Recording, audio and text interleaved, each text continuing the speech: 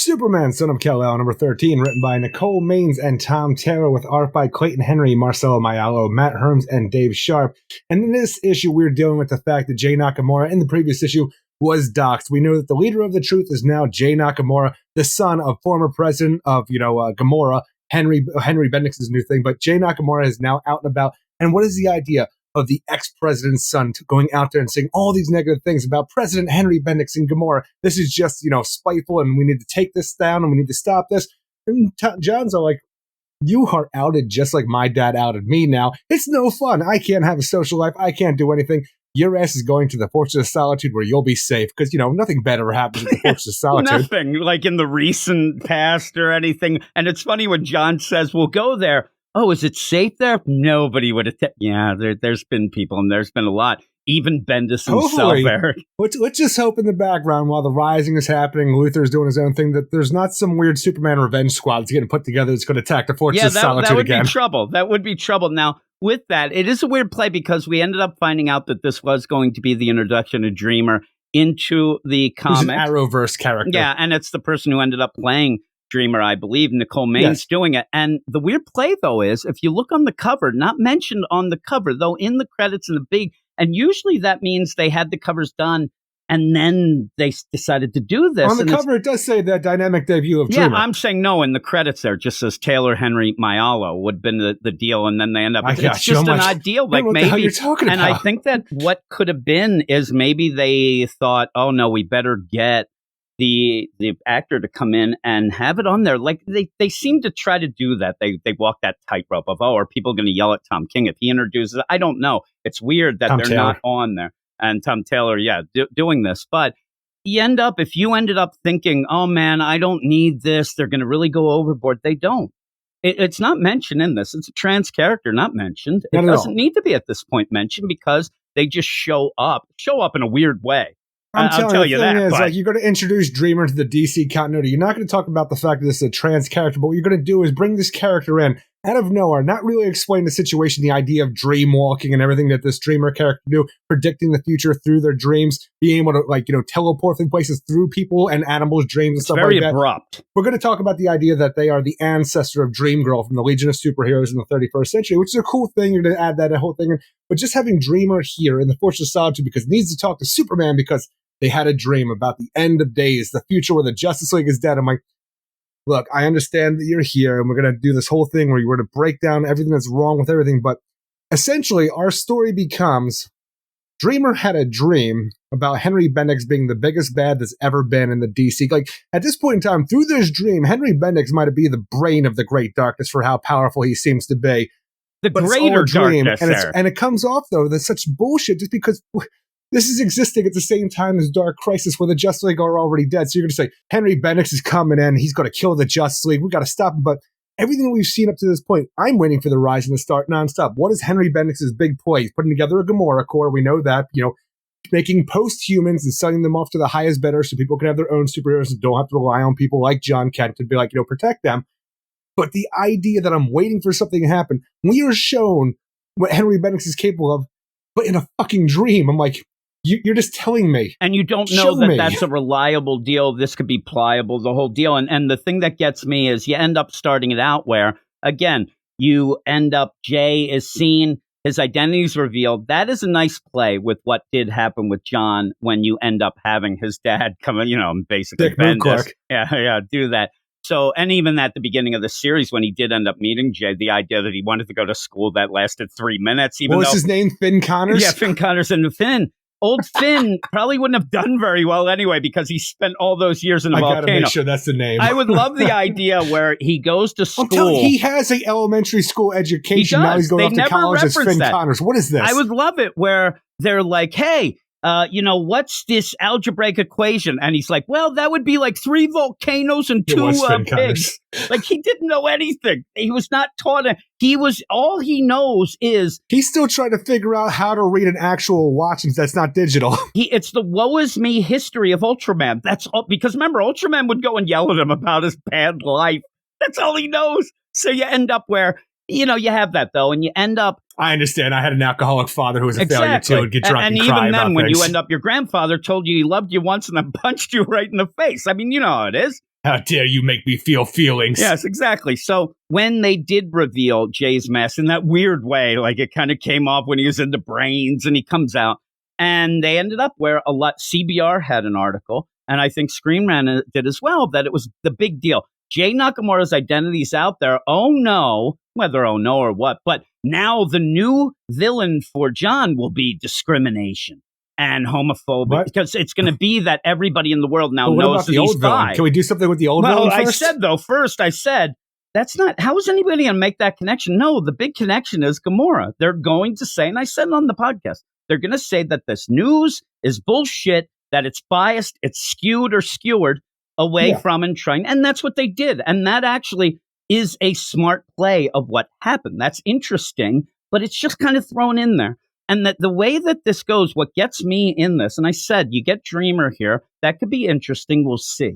But the way that it's set up where they say, oh, I came here, one of these animals, it's so like fudge to get in. Oh, one of the animals had a dream about what was, do they know what's going on? Like these animals down below it's weird the way that she got there, just to say it, and they kind of tried to get that. But then the transition of that into that dream, I swear to God, I'm reading this. And it just says Gotham. Days later, I'm like, what the hell is going? Like, Eric never told me that the Joker dies. Well, that's the thing. It's the Joker's been murdered, and all of a sudden he's just strung up. You lose, Batman. Ha ha ha. So the idea that somebody has gone out and murdered the Joker, and I have to assume, in order for all this to go down, this is Henry Bendix's way of starting the Rising, where you go and murder the Joker, blame Batman for it, because we see throughout the whole play, the only thing we're getting out of Superman John Kent right now is that he keeps doing something, and then Henry Bendix keeps saying, look at what Superman did. He killed this kid. He doesn't care about Metropolis. He only cares about aliens. And, that is all we're getting. So I have to assume that Henry Bendix somehow murdered the Joker, made Batman look like the culprit. And then on top of that, with the Rising, where we do make post-humans, just kidnap kids from wherever or from your own country of Gamora, and you turn them into metahumans or post-humans, whatever you want to call them, post-humans because it's Wildstorm stuff.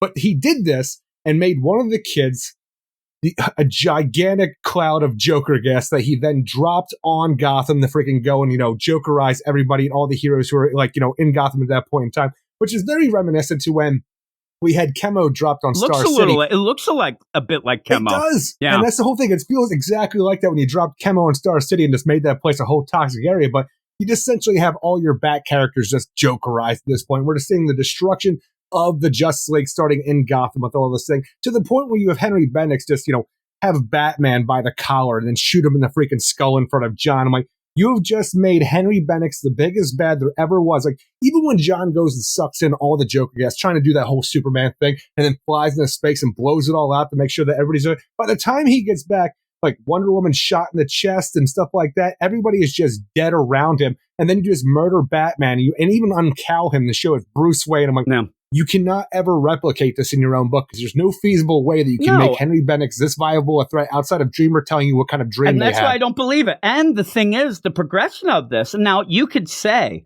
that first off, well, we know this can't be, I know it's not the deal, but it took me by surprise because you end up having a page turning, but it's not even on like the next page that you see where you end up having Dreamer say, Superman, I have something to show you. Yeah. But you don't end up, the progression then isn't. The progression then is... Then they showed him. Gotham days later, though. That does not seem like you're being shown a dream at first. It seems like we're splitting to another scene, that at that point you're going to be, whatever it's going to be shown. And it says Gotham days later. And it did... they're like trying to play this idea of, oh my God, like, oh, well, okay, it's a little over the top. I get it. It's a dream.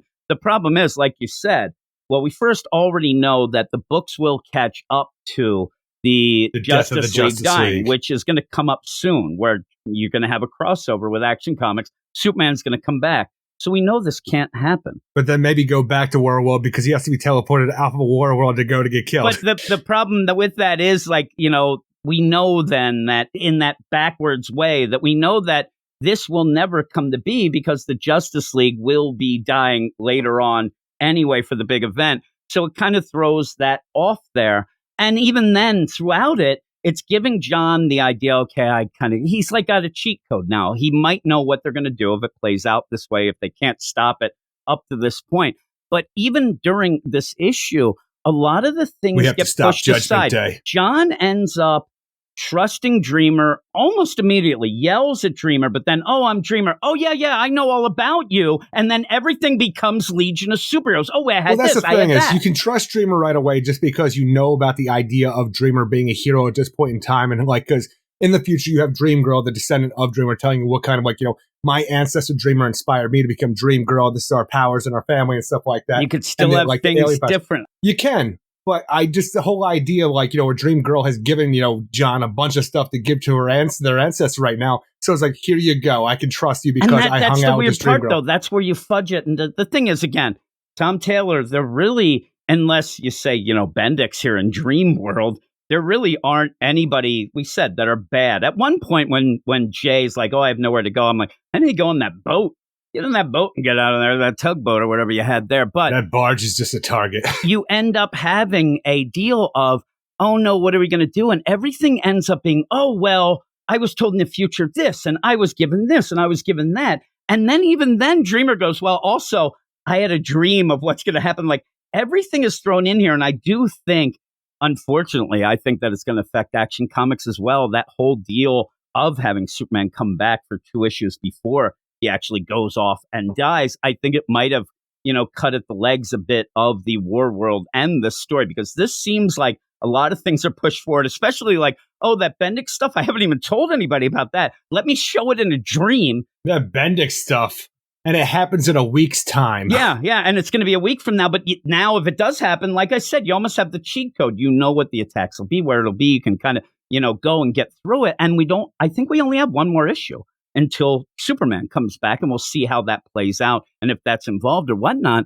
So with that, you've been wanting to see Bendix, the Rising, and this, and we get it in a dream. The connection to Lex Luthor, all of this stuff, and all of a sudden, through a freaking, you know, that's the worst thing. There's nothing more annoying in my mind than somebody saying, hey, I had a dream last night. You want to hear about it? The answer is always going to be no, no matter what you want to think or you're talking about. I never want to hear about anybody's dream. I was a dog and I was eating hoagies. Here's an entire issue about a new character. Let me tell you about a dream I had. Yes, it's prophetic, but also it doesn't mean anything to you because, while I might have the cheat code and tell you about the future, you're reading all of DC Comics right now, so you know exactly what's going on and know that everything you'll see here is bullshit, where I want to actually have Henry Bendix be the fucking threat that she's telling me, or they're telling me that they are, but I haven't seen it in this book outside of somebody telling me their goddamn dream. And I'm like, you need to do better in presenting this, and I need to know how Lex Luthor's involved. It is the crazy deal. That, like you said, you've been waiting to see what Bendix was doing. We wanted to see the Lex Luthor connection. But at least I got to know that Dream Girl gave John some like gloves for Dreamer to wear so that their powers are better. So now I know the Dreamer's powers are better because of these gauntlets from the 31st century. That's what I got here. That's what we got. And it's just a weird play.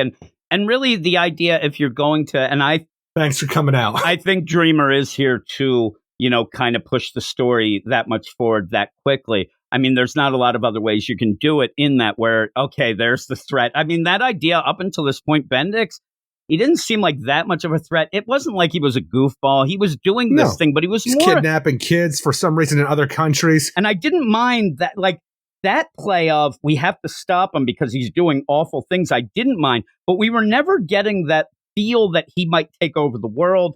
We have to get it in a dream. And in a dream, you have to go so over the top of taking over the world, like eventually maybe you get there, but it really just seems more like about monetary gains at first, because even the thing is like, all right, I'm going to kidnap kids, I'm going to make them so I'm their puppet master as well as giving them superpowers, but then I'm going to sell them to the highest bidder over here so everybody has their own superpowers. But we even thought he was going to end up having a mind-controlled sleeper agents as well that they might have spread.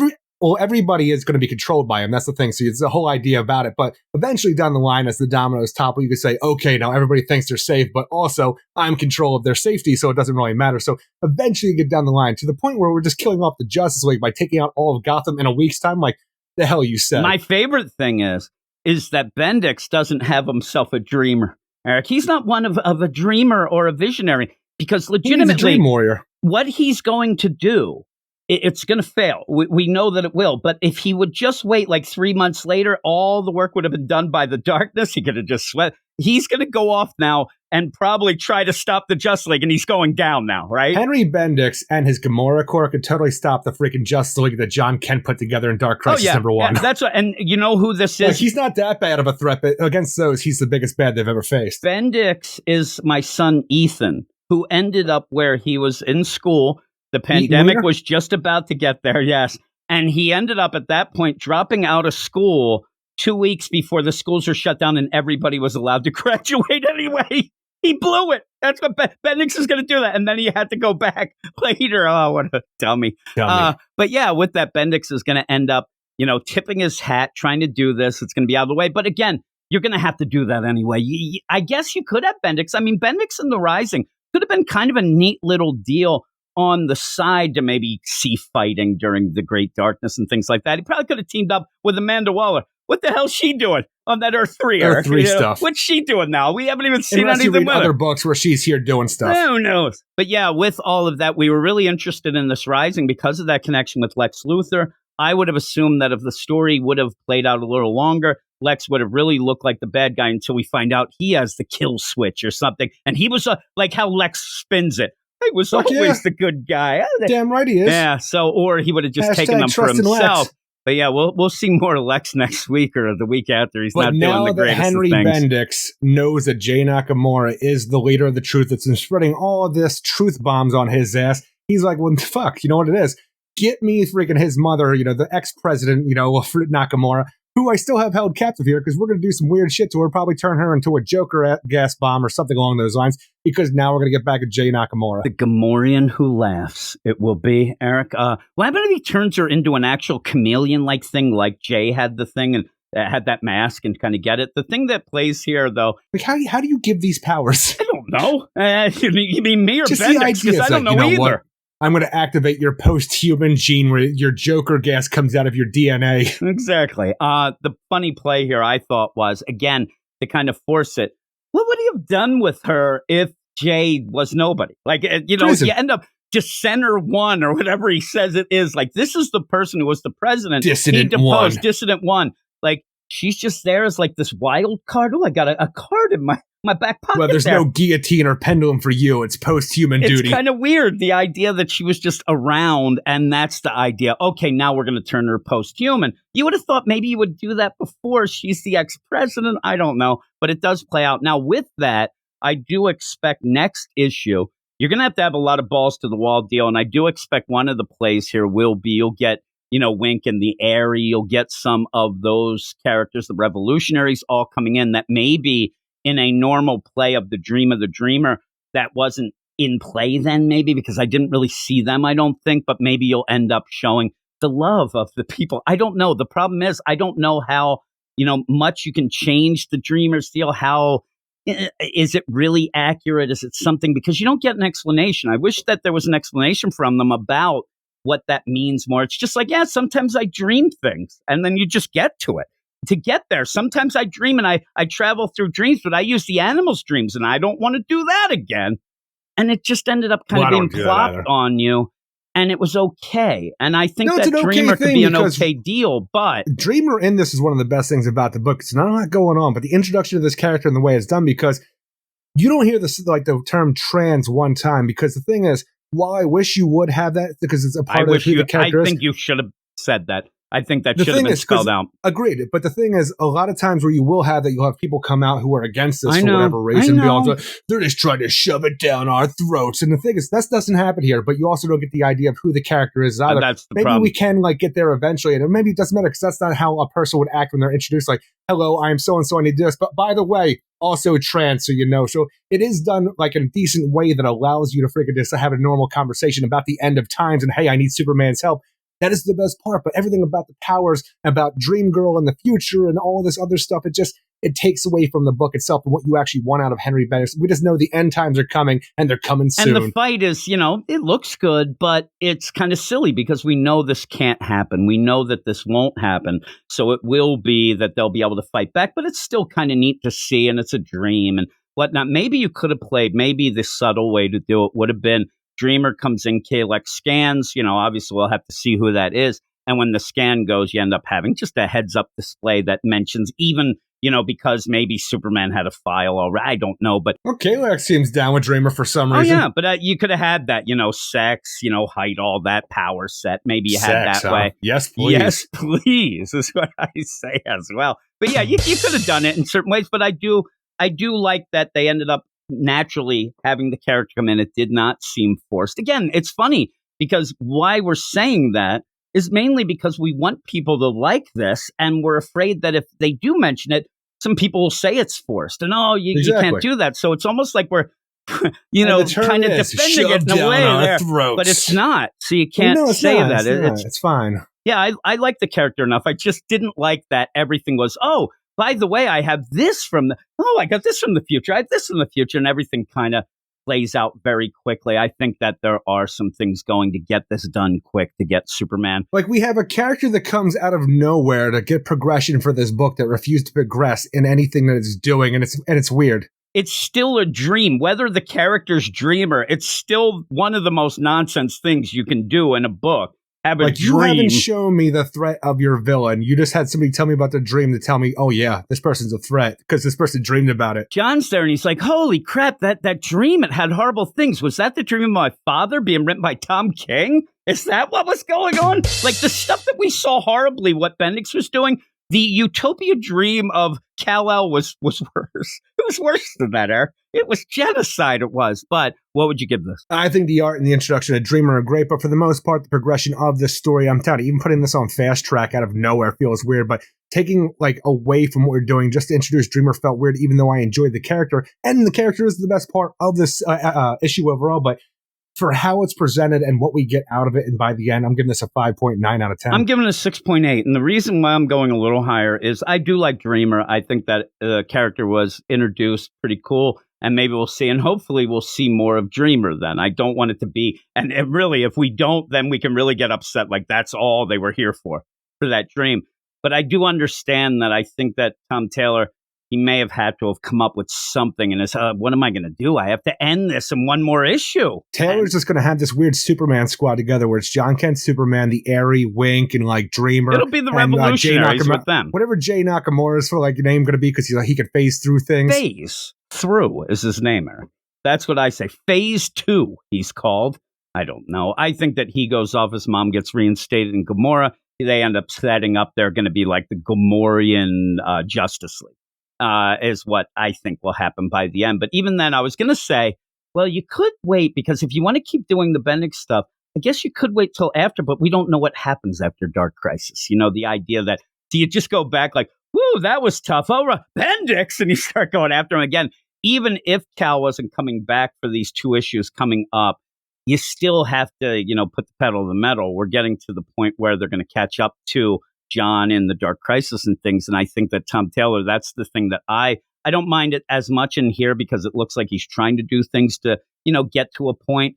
He wasted a lot of time. This book wasted a lot of time at points. I'm not saying that all the time it was bad, but he was wasting time not giving us Bendix. You said it every time we talked about the book. You need to have the big bad villain there, not just, standing around talking. And even when we did, when John would go, it almost felt like John forgot what he was doing and went off to do something else. Like, I'll take care of Bendix later. It's funny. And at this point, I think why you get this dream of, the idea that Batman, Bruce Wayne, gets outed and then shot in the head, you have to go that big, because we never thought of him as any threat. And John didn't seem to think of it. And it was more of an don't. Annoyance, right? It was more, he is in the dream world. Look, I've had nightmares before. They're scary, but I also know they're not real. Freddy Krueger. Those are the 2 scariest. And we're now the Dream Warriors, bitch. Let's go. Super bitch. Hey, there's the Rising, bitch. Rise this. I don't know. Pumpkin Patch. Ooh, it's Daddy's boy. Oh, my God. Oh, you sounded like Randy Savage there. All right. Now that's now dreams. That's no longer nightmare, Eric. Though I don't know. He seems like he might have. Yeah, I don't want to hang out with him. He might have been a little like handsy. I don't want to say that, Eric. I don't even know what that means, but okay. I don't know. He's there. I'm telling you that in my mind, I think he put his hands on you. In my dream there, he's like being awful, but Bret Hart, he comes and saves me, and then somehow puts me over his shoulder like a sack of potatoes and runs away. Runs away, he does. Yes, but yeah, I'm going to go 6.8.